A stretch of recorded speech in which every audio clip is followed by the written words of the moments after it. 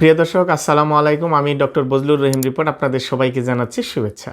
প্রিয় দর্শক, আমরা আজকে কথা বলবো হাঁটু ব্যথা নিয়ে। বিশেষ করে অনেক রোগী আমাদের অভিযোগ করেন যে তারা হাঁটুতে ব্যথা অনুভব করেন, বিশেষ করে হাঁটুর বাহিরের পাশে, অর্থাৎ যেটাকে ল্যাটারাল নি পেইন বলা হয়। এবং তারা অনেক সময় বলেন যে দীর্ঘদিন যাবৎ এই হাঁটুর বাহিরের অংশে ব্যথা, বিভিন্ন ধরনের চিকিৎসা তারা নিচ্ছেন বা নিচ্ছি, কিন্তু তারপরেও ব্যথা কমতেছে না। প্রিয় দর্শক, এর কারণ কি? আসলে হাঁটুর ব্যথা নানাবিধ কারণেই হতে পারে, তবে ল্যাটারাল নি পেইন হওয়ার অনেকগুলি কারণের মধ্যে অন্যতম কারণ হচ্ছে যদি আমাদের ইলিওটিবিয়াল ব্যান্ড সিনড্রোম হয়, অর্থাৎ এটাকে সংক্ষেপে বলা হয় যে ITBS, iliotibial band syndrome. Iliotibial band সিনড্রোমটা হলো যে আমাদের যে হিপের যে মাসল, বিশেষ করে ট্রান্সভার ফাসালেটা এবং গ্লুটিয়াস ম্যাক্সিমাস থেকে আমাদের এই টিস্যুটি বের হয়, বিশেষ করে ইলিওটিবিয়াল ব্যান্ড নামে পরিচিত। এটা একটি শক্ত ফাইব্রাস টিস্যু।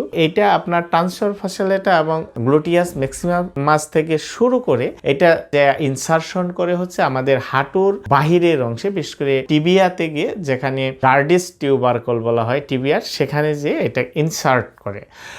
যারা অতিরিক্ত হাঁটাহাঁটি করেন বা বেশি দৌড়াদৌড়ি করেন বা সিঁড়ি বেয়ে বেশি উঠানামা করেন, তাদের ক্ষেত্রে দেখা যায় আপনার ল্যাটারাল ফেমোরাল কন্ডাইলের মধ্যে এই ইলিওটিবিয়াল ব্যান্ডের ঘর্ষণের কারণে এক ধরনের পেইন বা ইনফ্ল্যামেশন হতে পারে, যে কারণে কিন্তু আপনার এই ধরনের হাঁটু ব্যথা হওয়ার সম্ভাবনা আছে, বিশেষ করে হাঁটুর বাহিরের অংশে। আরেকটি বিষয় হচ্ছে যখন আমাদের হিপ মাসল দুর্বল হয়ে যায়, বিশেষ করে আপনার গ্লুটিয়াস মিডিয়াস যখন উইক থাকে, তখন আপনার এই ধরনের ইলিওটিবিয়াল ব্যান্ড সিনড্রোম হওয়ার সম্ভাবনা থাকে। অথবা যদি আমাদের ভুল বায়োমেকানিক্স থাকে, সেক্ষেত্রেও এইটা হতে পারে। বা হঠাৎ করে যদি ট্রেনিং লোডটা বেড়ে যায়, সেক্ষেত্রেও কিন্তু পেইন বা ইনফ্ল্যামেশন হতে পারে, এবং যে কারণে এ ধরনের হাঁটু ব্যথা হওয়ার সম্ভাবনা থাকে। তবে এই যে ইলিওটিবিয়াল ব্যান্ড সিনড্রোমের কারণে যদি আপনার হাঁটু ব্যথা হয়, তাহলে যতক্ষণ পর্যন্ত সেটাকে আমরা কারেকশন না করব, ততক্ষণ পর্যন্ত কিন্তু হাঁটু ব্যথা কমবে না। তো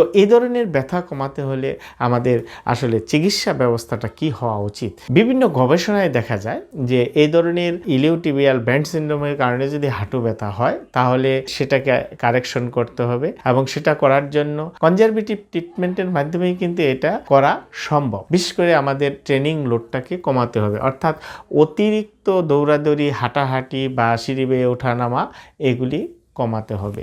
দ্বিতীয়ত হচ্ছে কিছু এক্সারসাইজ খুবই জরুরি, বিশেষ করে আপনার গ্লুটিয়াল মাসলকে স্ট্রেচিং করা, হিপের মাসলগুলিকে স্ট্রেচিং করা, বিশেষ করে ট্রান্সভার ফাসালেটা এবং গ্লুটিয়াল ম্যাক্সিমাস, এগুলিকে স্ট্রেচিং করতে হবে।